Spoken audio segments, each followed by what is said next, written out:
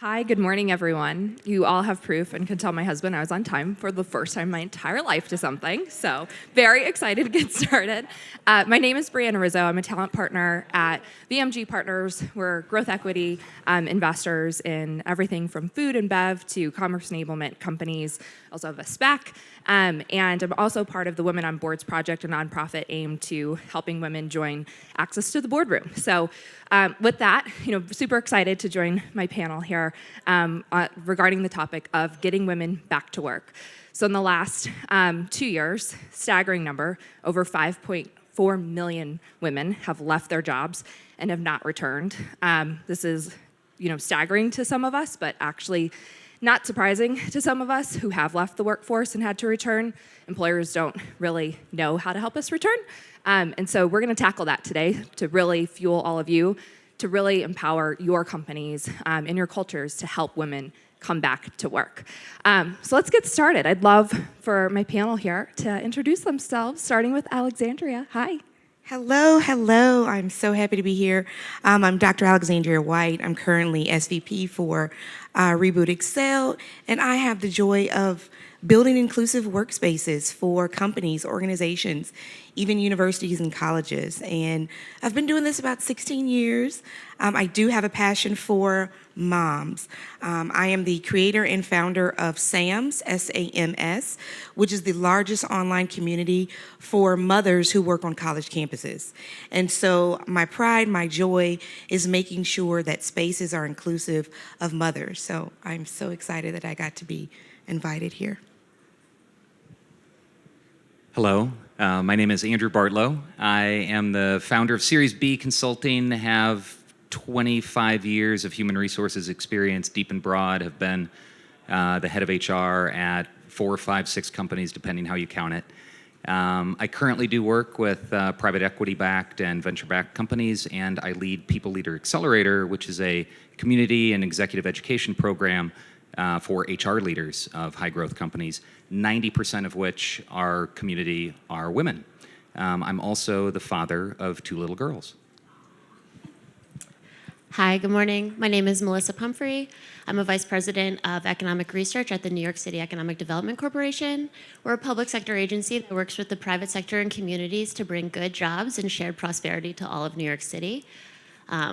As part of my role there, I sit on something called the Child Care Innovation Lab, where I lead economic research, where we are trying to reframe access to childcare as an economic development issue and not just something for families to handle on their own. I'm not a parent, but I did grow up with a special needs brother, so I watched firsthand how my parents changed and juggled their work schedules to be able to provide the care that he needed. And I'm very excited to be here today. Thank you for having me. Thank you all. And Melissa, let's first understand how we got here. Like 5.4 million jobs lost. Your work, is very much centered in the biggest reason holding women back from returning to work, childcare. So what have you found? What can we do to improve this? Thanks. For too long, we've been thinking about the childcare access to care as a private family matter. In the U.S., childcare expenses are 60% covered by families, 39% by government, and just 1% by employers. During the pandemic, we saw firsthand when everyone moved to Zoom how hard it was for parents to juggle work and care. But really, this had been going on long before the pandemic. Zoom just made it impossible for HR leaders and corporate leaders to ignore that this was going on. Even before COVID, lack of access to childcare cost businesses in the U.S. over $13 billion a year in terms of reduced productivity, increased turnover, and absenteeism for parents.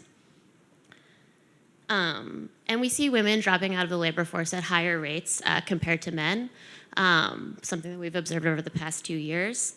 And then you add in all of the increased turnover that we see for Great Resignation, and we see HR leaders are struggling to attract and retain women talent in their labor force. Research from the Census Bureau last month showed that about 1.5 million workers are not working in the U.S. Because of access to childcare. Just in the past, disruptions to their normal childcare arrangements over the past month have been keeping them out of the labor force. And we saw another 1.5 million Americans leaving their job because they couldn't balance work and care. So we really see this as, the Child Care Innovation Lab is working both directly with companies, but also policymakers to sort of explain the magnitude of the impacts, both for individual businesses and to the overall economic recovery. Yeah. And obviously, childcare in America is a much larger issue than any of us are going to tackle today. So until we can fix that, Andrew, what can employers do just in terms of flexibility? Well, I think that is the magic word. It's flexibility. And that's how you bring women back to the workplace. That's how you bring workers back to the workplace in this new age that we're in today. And I'd suggest that flexibility means something different for people in different situations. So it's flexibility.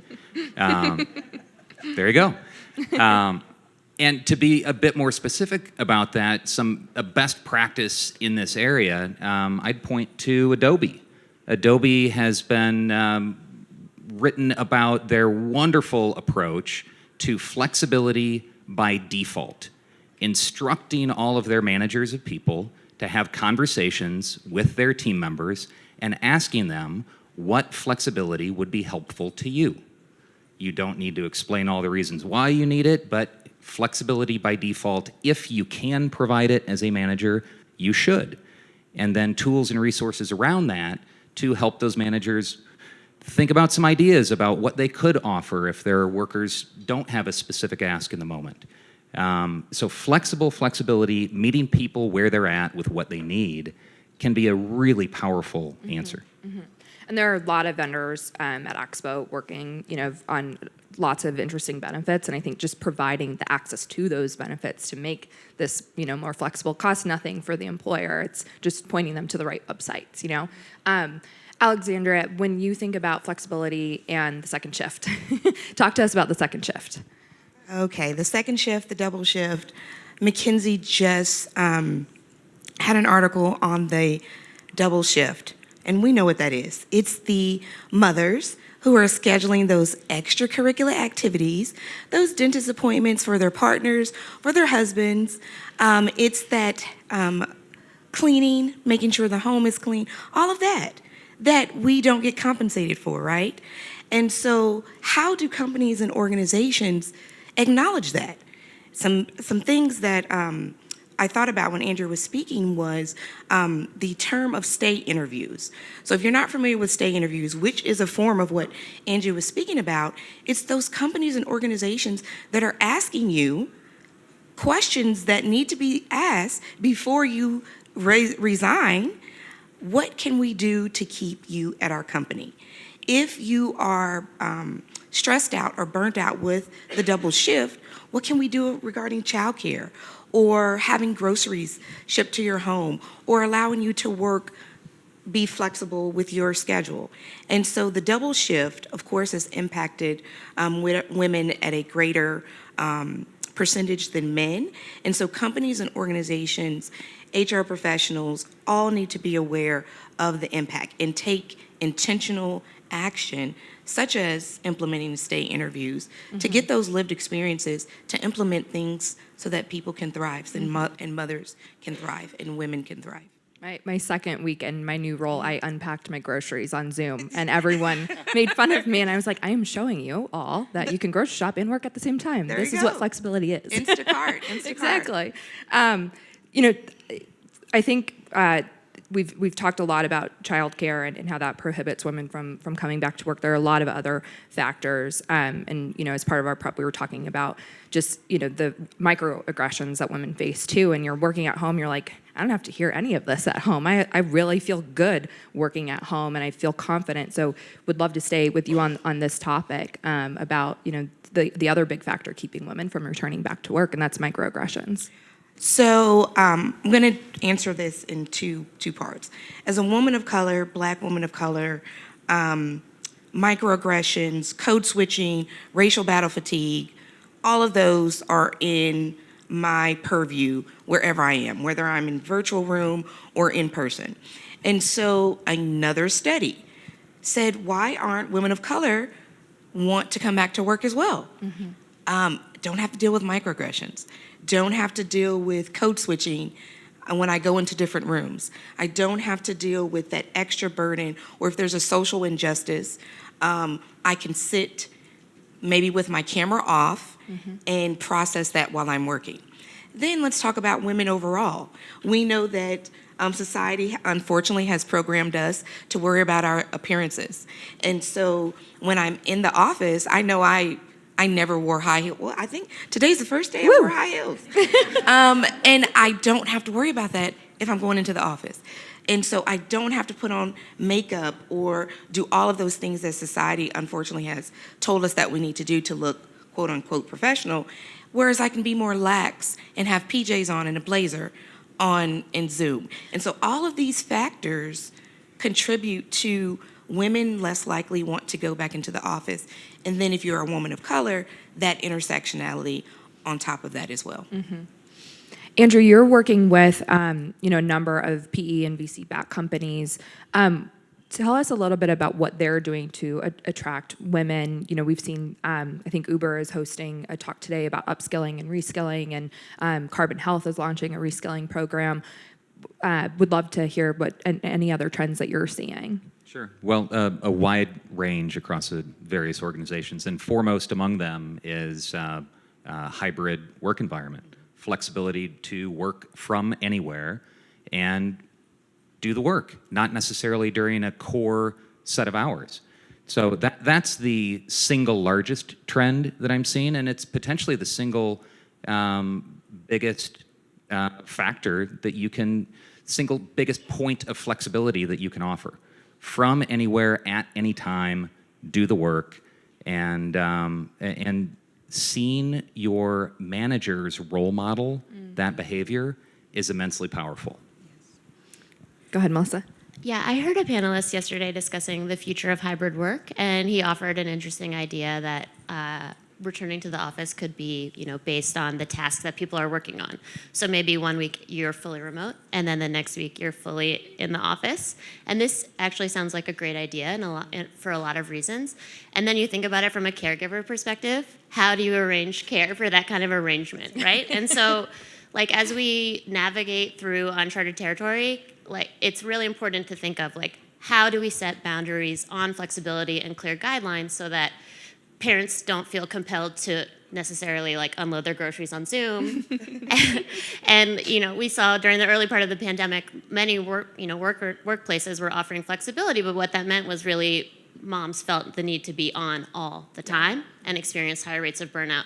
So when we're talking about flexibility, it's also important to set clear boundaries and guidelines around that so that people all feel empowered to, fit work, into their life. And that will help keep women and, workers in general in the labor force. So I also want to remind folks, we have time for questions. So if you want to be able to throw some things in the app, there's some instructions here. I want to talk, because I think there's a decent amount of folks in the room. How many people here are people leaders? Hello. We have a mix of people leaders, VC talent, recruiters. How many are in recruiting roles today? And what happens when you see someone who has 2 to 3 years of a gap, even 6 months on a gap? The first assumption is, I don't know. They haven't worked in a couple of months, right? That's been the bias for so long. I think as women, we know that there's usually a reason why, and I think recruiters have the ability to actually dig in, but there's something that's happening with pandemic bias, right? And so would love to hear, Andrew, some of the companies that you're working with, just when you see the years, especially the last 2 years, if you see that pandemic bias, how are you advising your companies to just remove that pandemic bias? That's the answer, right? Remove it. And the pandemic has had a silver lining in that it's brought this discussion and this reality to the forefront. And we're aware that kids are at home, that caregiving responsibilities are impacting people, that sandwich generation that many of us are a part of. The discussion has been brought more to light, which normalizes the need, which reduces, hopefully, from the smart employers that are trying to fill those jobs, the bias of a gap. Mm-hmm. Alexandria, as you're thinking about, pandemic bias and just how to, create a more diverse slate of candidates coming back into the workforce, what comes to mind for you? Yes, but I was looking in the audience, and as we talk about bias, I'm counting the men in here, right? So I'm like, one, I see men right here in the purple. And Mike is awesome, so he has no bias. And so we're talking about this, but it would be so great if half of this room was full of men, because we know this bias that you talk about, we are just not working with ourselves. We need men in here to hear these lived experiences, to be a supervisor, to be an ally, a mentor. At Reboot Excel, we had a whole course for men on how to be, that we did for Stanford, on how to be allies with women in this workplace. And it kind of goes back to what, to break the bias, hashtag break the bias, what do you need? You need awareness that we need men in the conversation. You need action.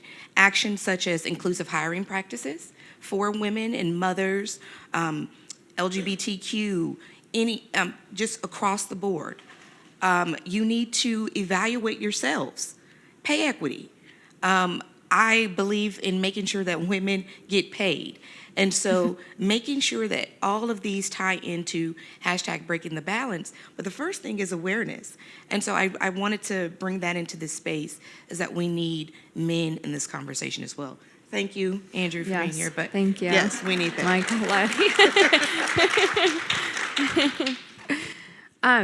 Melissa, I'm curious, just from your perspective too, like what are you seeing, in the shift, just if women aren't returning back to work? Do you have any, data just showing like what their partners are bringing to the table on the economic front? Not specifically on that, but I think it's interesting that you bring up partners, because when we talk a lot about parents, we're sort of naturally inclined to think of dual parent households. And so there's this intersectionality also between single parent households where you're like, how do I do this on my own, literally? Right. Single parents may be able to speak to that. But, one thing that we are seeing is that creating family-friendly policies, and including flexibility, but also benefit policies, can really help to be like a very powerful talent attraction strategy, not just for caregivers, but for future caregivers, right? So 5 out of 6 millennials report that they would switch their jobs and go work for a different company, possibly yours, if you offer family-friendly benefits. And so a lot of what our work at the Child Care Innovation Lab has been focused on recently is this employer study, where we understand that for a lot of HR professionals and companies, they don't exactly know how much care they need or where to start on offering these types of benefits. So we're working on a report that should be released over the next few months, where we are laying out the business case for childcare.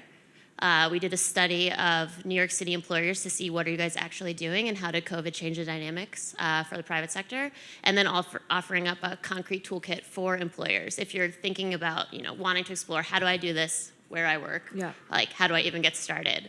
I think having those toolkits too, just as part of onboarding for your companies and actually like scheduling the time to review it in simple terms, like we spend a lot of time putting these, investing in benefits, and then some of these benefits you get them and it's so overwhelming, and we spend more time like researching the next TV that we're going to buy or car we're going to buy, and then when we get our benefits package, it's really hard to understand, and then we don't quite know what we're signing up for. And I think being able to improve the onboarding experience and create those toolkits, and also when you're returning back to work, having an onboarding plan for returning back to work. Like, here's everything you missed in 4 months if you're lucky and has an employer that offers 4 months. Here's everything you missed in 10 weeks.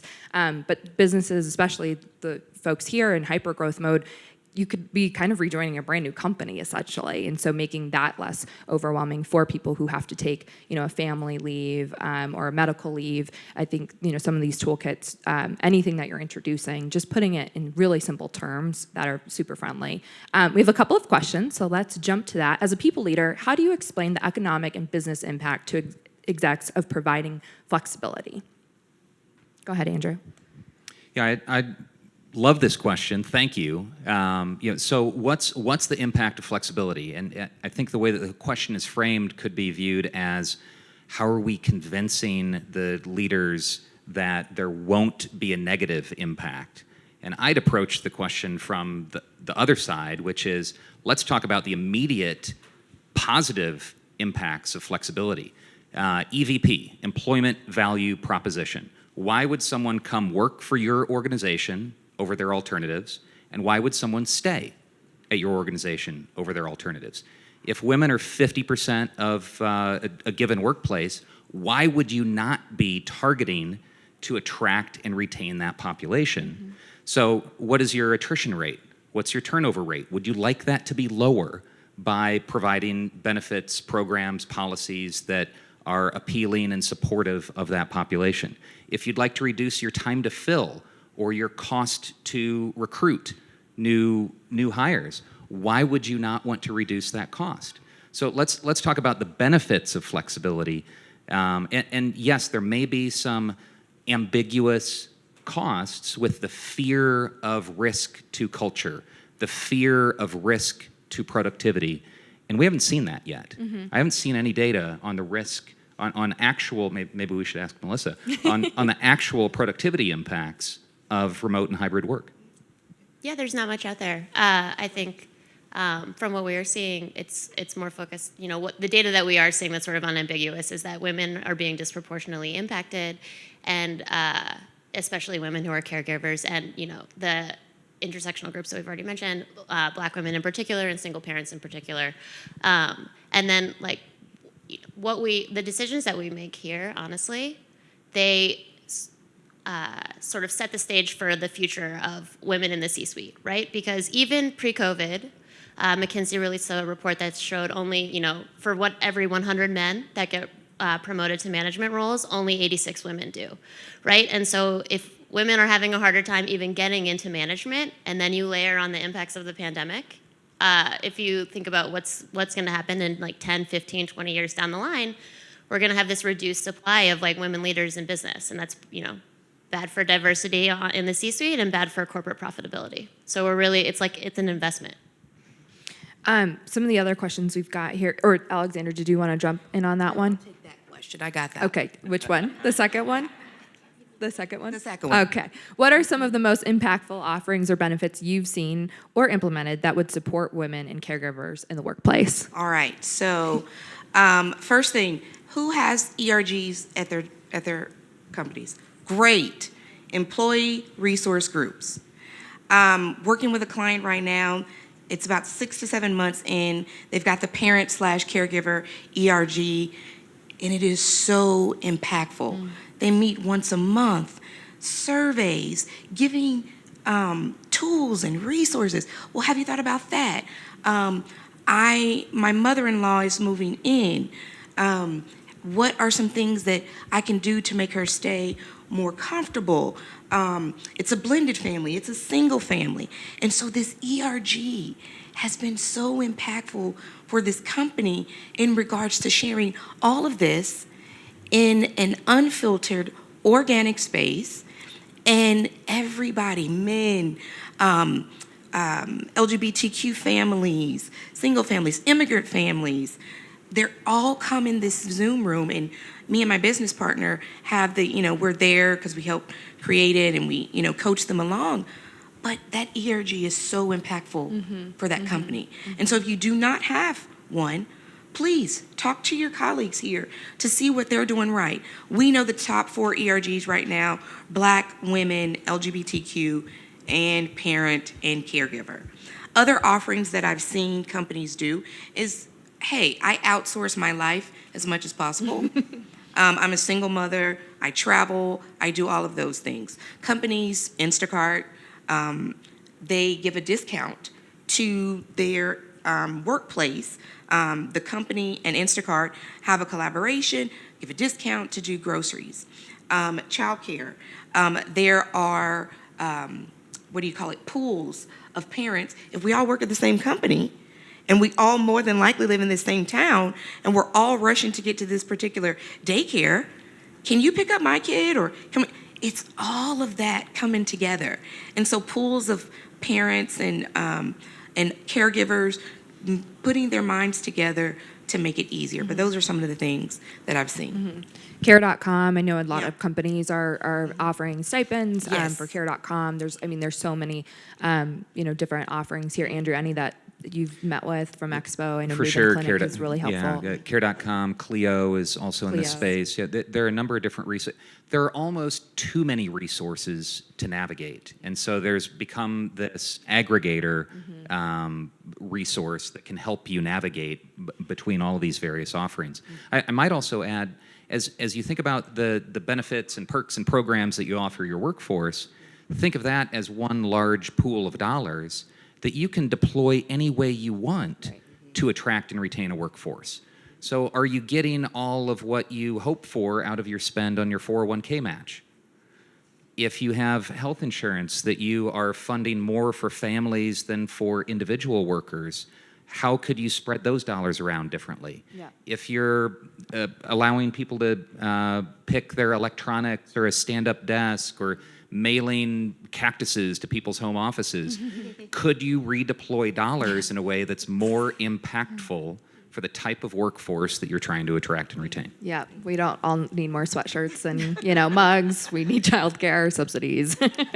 Yeah, to echo Andrew's point, I mean, for every dollar that companies are spending on childcare benefits, you're spending $900 on healthcare benefits. So, while both of these benefits are important, it's, both of them are probably more important than cacti. One of the things that we saw early in the pandemic, honestly, was companies expanding a lot of backup care and emergency care options. And when you think about it, using that as a parent, like the setup is basically you're dropping off your kid somewhere where they've maybe never had care before with strangers, and everyone is hoping that it will go okay. Like, I'm imagining you're going to work not having complete peace of mind, with your kid in that situation. And companies are continuing to invest in things like backup care where you're not necessarily getting an ROI, a good ROI on that benefit. And you could consider deploying it in other ways to give, more either like subsidies or FSAs directly to your workers. If anyone is in New York, I want to plug what we used for a little bit, the Virtual Babysitters Club. It was like a bunch of Broadway workers who were out of work. My kid was 7 months, but so I just sat him in front of Zoom and forced him to start loving musicals and Broadway, but wanted to support Broadway in any way. So check that one out too. Well, we have 2 minutes to wrap. Any other burning questions or anything my panelists want to hit on? Well, thank you all for an incredible discussion, and let's get women back to work.